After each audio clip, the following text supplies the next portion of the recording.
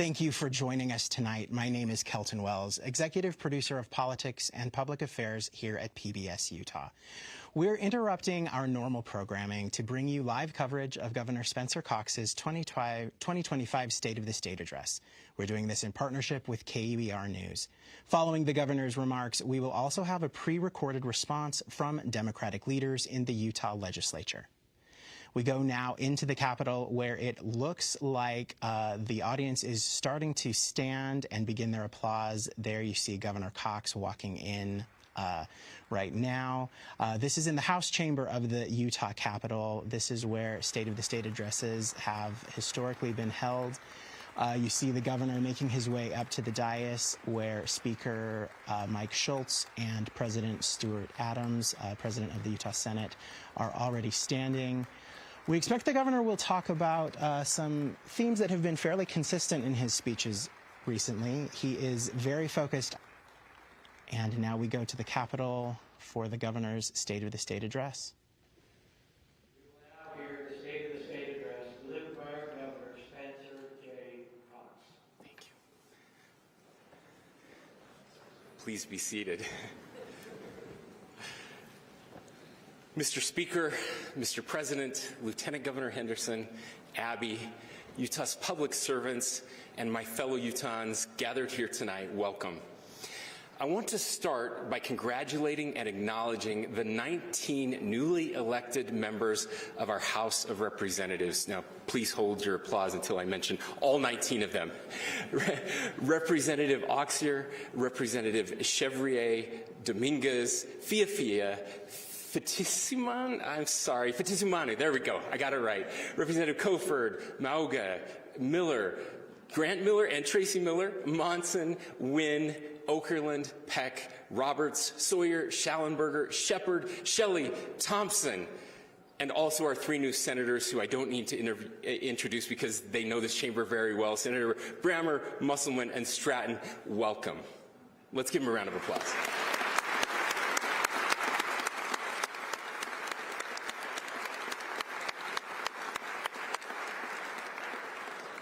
Now, last week, I had dinner with our new legislators and their spouses. My favorite part of the night was asking them why on earth they would run for this position. I wish every Utahn could have heard their answers. It was almost impossible to tell who was a Republican and who was a Democrat that night. They inspired me.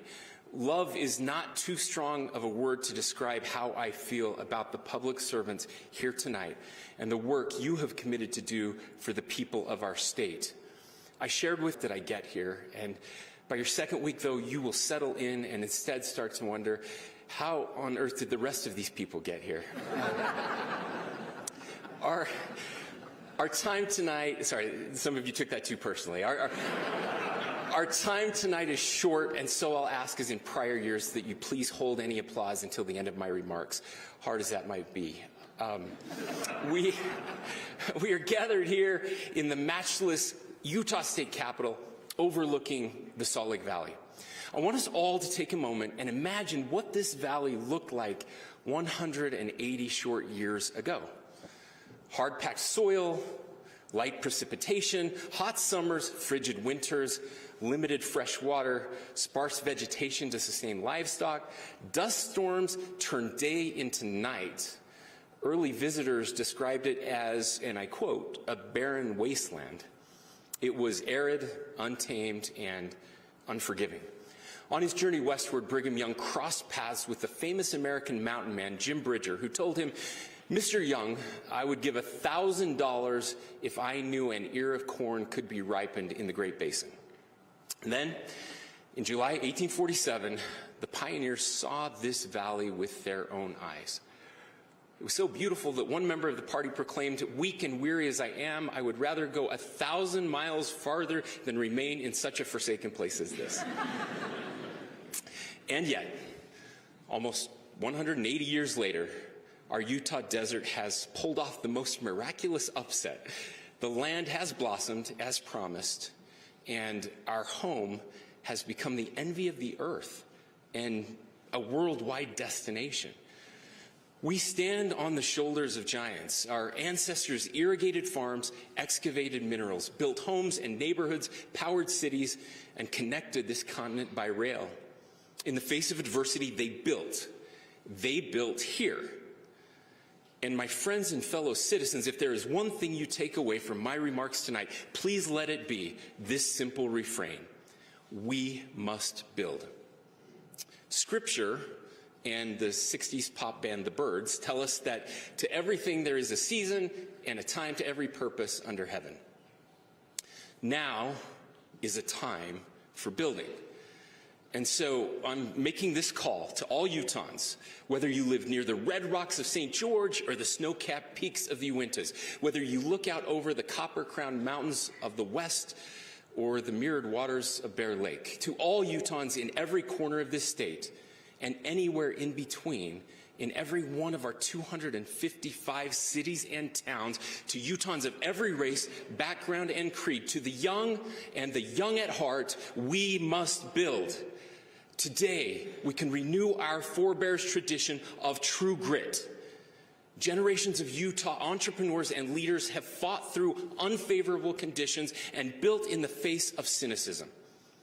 In time, those efforts turned Utah into what's now known as the best state in the country to start a business, the #1 state for social mobility, the state where young people can still out-earn the prior generation, and the #1 state overall. In short, the place where the American dream still means something. And yet, we are not satisfied. There are those who would see us turn into what so many other parts of the country have become, where ambition and building have died. You see, Utah's values used to be American values. For much of the 20th century, the United States led the world in infrastructure, housing, and technology. We built roads, bridges, and homes at an unprecedented pace. We harnessed our industrial might to win world wars and stop fascism. We stood as a bulwark against communism. Strong families, neighborhoods, and communities were the foundation of this era of growth. Sadly, over the past couple of decades, a tragic gap has formed between American ideals and our actions. Negativity and inertia have replaced America's culture of building. We stopped building infrastructure as a tangle of over-regulation, outdated permitting processes, and entrenched NIMBYism fed by special interests and bureaucracies block the projects we desperately need. We stopped building technology, ceding far too much of our manufacturing, industry, critical minerals, and energy production to our adversaries. And worst of all, we stopped building resilient people. For decades, families have been under attack. The mental and physical health of our teens is threatened daily by large social media companies. Our national birth rate is in steep decline, and demographic concerns now present one of the gravest threats to our shared future, all while deaths of despair have skyrocketed. But not here, at least not yet. Utah is still an outlier. Utah has stayed weird in the best possible way. Here, we still believe that our greatest achievements lie not in success, but in that of our children and grandchildren and the communities we build. Our hope is that they can grow up in a land of freedom, where they are safe, where their God-given rights are fiercely protected, where their opportunities are as boundless as their imaginations, and where they can get an education, get married, and have families of maybe one of the last places in America that still believes these words of Teddy Roosevelt.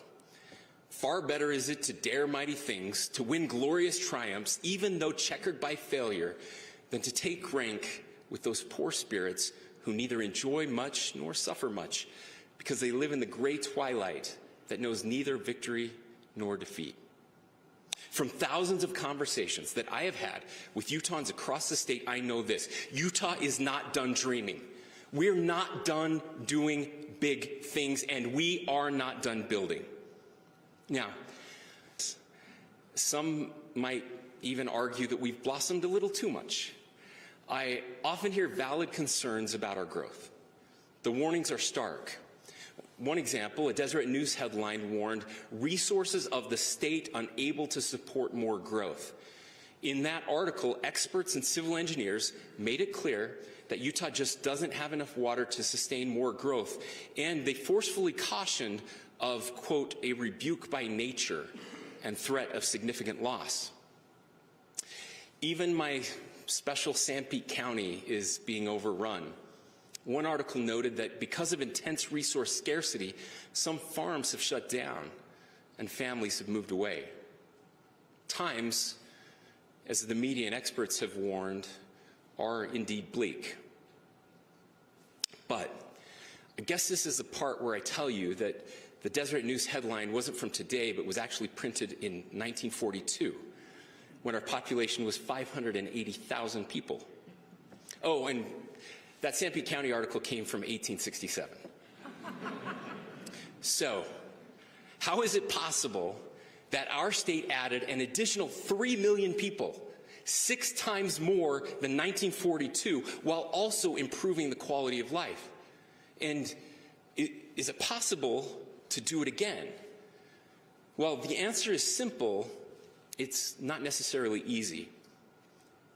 We must build. History teaches us that in Utah, when we are united and act together, we have always found a way past pessimistic prognostications. For 180 years and counting, Utahns have been building our way out of problems even when things looked impossible. We can find answers and inspiration by looking back. So let me share 3 stories that illustrate what it has meant to build infrastructure, technology, and people here in Utah. As a child, John Rowe Moyle learned the craft of stonemasonry from his father in England. His family immigrated to the U.S., and in 1856, they pulled handcarts west to Utah. John was asked to put his stone-cutting skills to work to help build Temple Square. John would leave his home at 2 o'clock in the morning every Monday, embarking on a 6-hour walk to ensure he was at his post on time.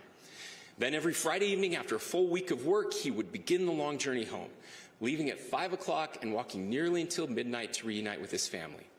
He repeated this grueling routine week after week, year after year.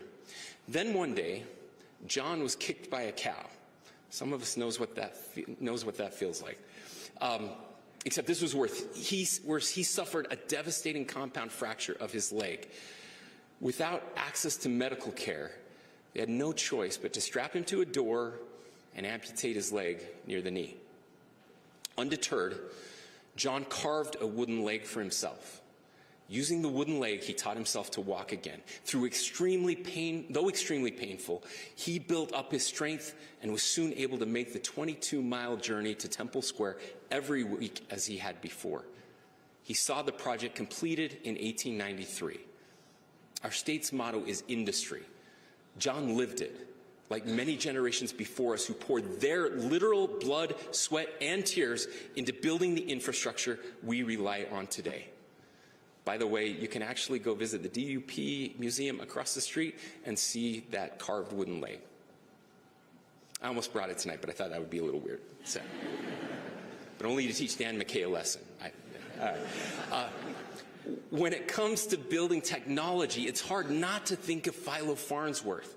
Born in 1906, Philo was a farm boy who collected issues of science and invention magazines. At 11 years old, his parents took him to Salt Lake City.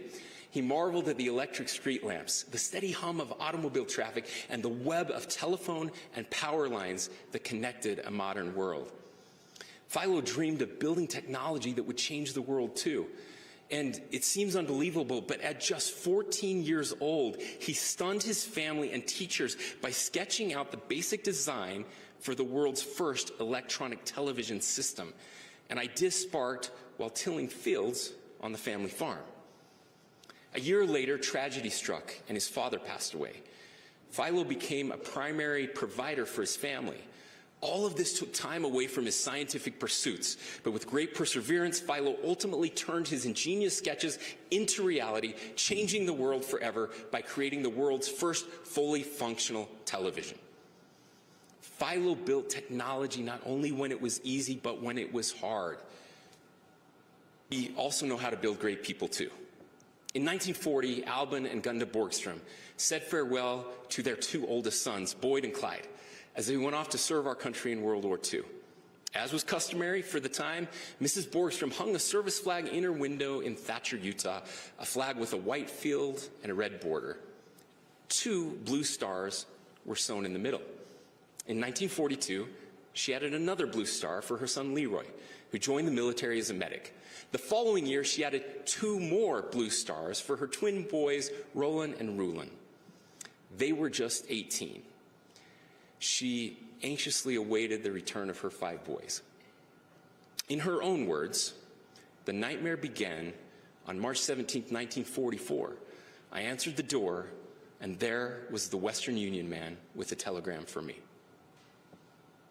Clyde was the first to lose his life in the war effort. The service flag in the window of the Borgstrom home, once adorned with only blue stars, now carried one overlaid with gold, a sad symbol that everyone of that era understood. Just a few short weeks later, another telegram turned a second blue star to gold. Leroy, the medic, had died while saving a fellow soldier in Italy. Then it was Roland, whose bomber crashed in England. Another star changed to gold. Finally, Rulin, who died in France. A 4th gold star. The unthinkable, 4 of Mrs. Borgstrom's 5 deployed sons had died at war within 6 months. She became the only 4-star gold mother of World War II. Her grief was immeasurable, and yet, in this valley of despair, Mrs. Borgstrom went on a national radio broadcast to help raise money for the war effort. She offered words of hope to a shaken nation. I want to send a mother's prayer to all the boys tonight, she said. We here at home are proud of you boys, and we hope that God will bless and protect you through this fearful war. It was one of the most successful war bond efforts ever. In her moment of greatest need, she was out serving others. A funeral was held in Garland, and Mr. Borgstrom told the Army commander of the Western U.S. that he would ask for no exceptions in the conscription of his youngest son who still lived with them. He was 19, the same age as the twins when they died. When this country needs him, he will go. Now, some members of the Borgstrom family are here with us tonight, and I would ask that they please stand and you give them a round of applause.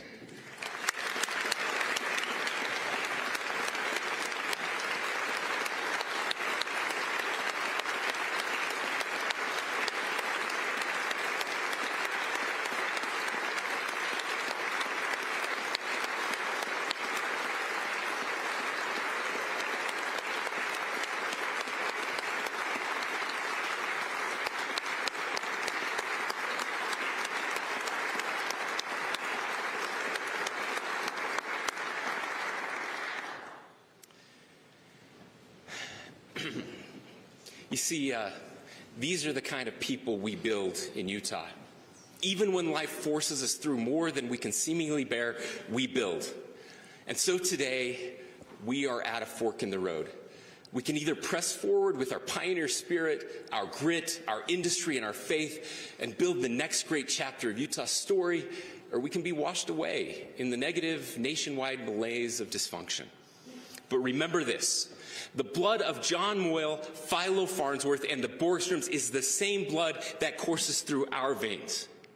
Their DNA is our DNA. Today, serving side by side with legislators here, I'm proposing bold action and building in 5 key areas. First, housing attainability. We are reforming the regulatory regime, supporting more single-family construction and fast-tracking approval processes. Through the Utah First Homes program, we will build 35,000 starter homes in 5 years. The greatest generation did this after World War II, and we can do it again.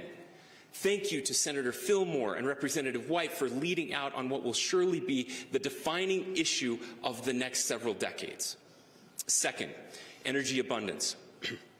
We're laying groundwork for advanced nuclear reactors while protecting national security by building capacity to be a net energy exporter through Operation Gigawatt. Together, we will unleash Utah's immense energy resources and drive prices down, all while making our grid more secure and reliable. Thank you, President Adams, Senator Sandel, Senator Milner, Speaker Schultz, Representative Albrecht, and Representative Jack, among many others here tonight, for your work to unleash Utah energy. Third, infrastructure and permitting reform. We recently celebrated the construction phase of a new transmission line in our state that took the federal government 15 years to approve. Fortunately, we finally have a federal administration willing to work with us to fix this national embarrassment. In the meantime, we will continue to lead the nation by streamlining Utah's processes while maintaining environmental stewardship. Thank you, Representative Clancy, for your partnership to right-size the permitting process for critical infrastructure projects. Fourth, community safety and support.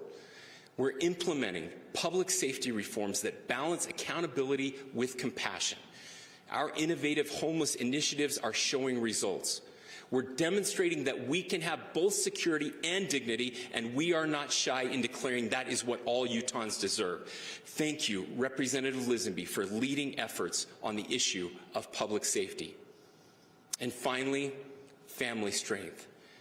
It's a bit embarrassing that we are one of only 8 states that still taxes Social Security benefits, and I am determined to see this tax eliminated, putting money back into the pockets of our beloved senior Utahns.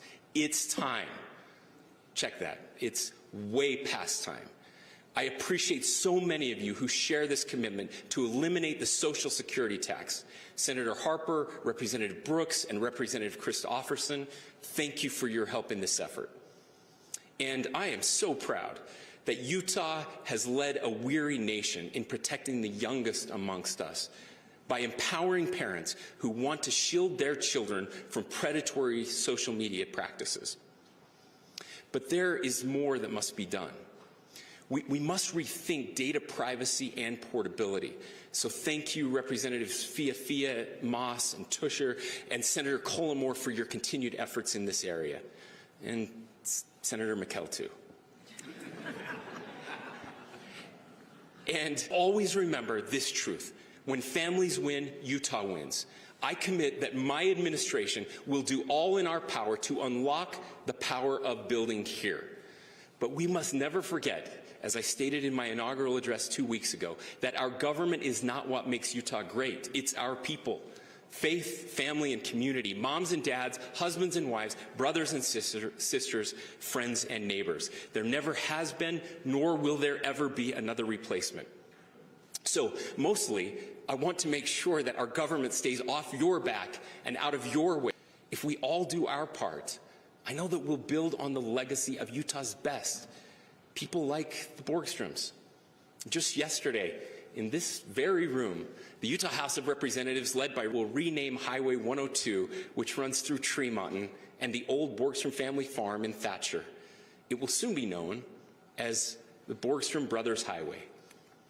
In the eulogy at the Borgstrom Brothers' funeral, their high school principal said this: "So long as our land has in it such families as the Borgstrom family, and such boys as these boys who lie before us, America will not perish from the earth." And so, like those who went before us, and despite any obstacles in our path, we must build. Built here means remembering that every bridge, building, and breakthrough started with someone who refused to accept impossibility. Built here means rejecting false choices, like building thousands of new homes and maintaining our quality of life. Built here means being unrelentingly impatient in our pursuit to make this a happier place to live, because we know that success is not inevitable, it is earned. Built here means axing every tax that we can so that our people can put more money in their hard-earned pockets to work in providing for their families and chasing their dreams. Built here means rejecting conflict entrepreneurs who would weaponize our attention and energy and destroy that which makes us special. Built here means supporting the free people of Utah in finding their own way to build, whether it's a business, a farm, or a family. Built here means making Utah inclusive to every lawful newcomer while fiercely guarding the proven values that make us proud and peculiar. Built here means still doing the big things, the hard things in our lives and this legislative session. Built here means not forsaking our ideals when we fall short of them, but dusting ourselves off, improving what we can, and narrowing the eternal gap between the is-ness and the ought-ness and the world around us. Built here means giving our kids and grandkids an inspiring story to tell about our time, so that 180 years from now, our descendants can look back at us with the pride and gratitude and reverence that we feel in our hearts today. Utah, we must build. May God bless us, our nation, and this great state as we build together. Thank you.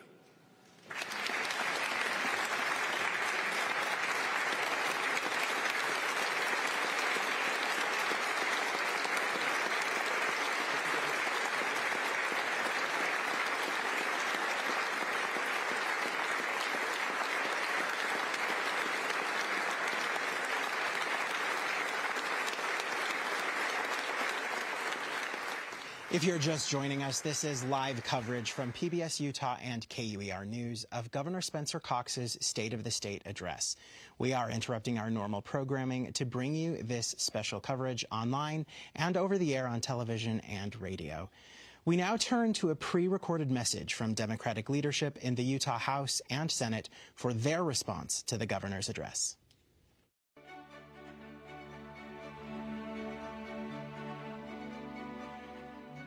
I am Senator Luz Escamilla, Senate Democratic leader in the Utah State Senate, and I'm honored to stand with my friend and colleague, leader of the House of the Democratic Caucus, Representative Angela Romero. We are approaching a challenging legislative session, and we're doing it with determination and resolve.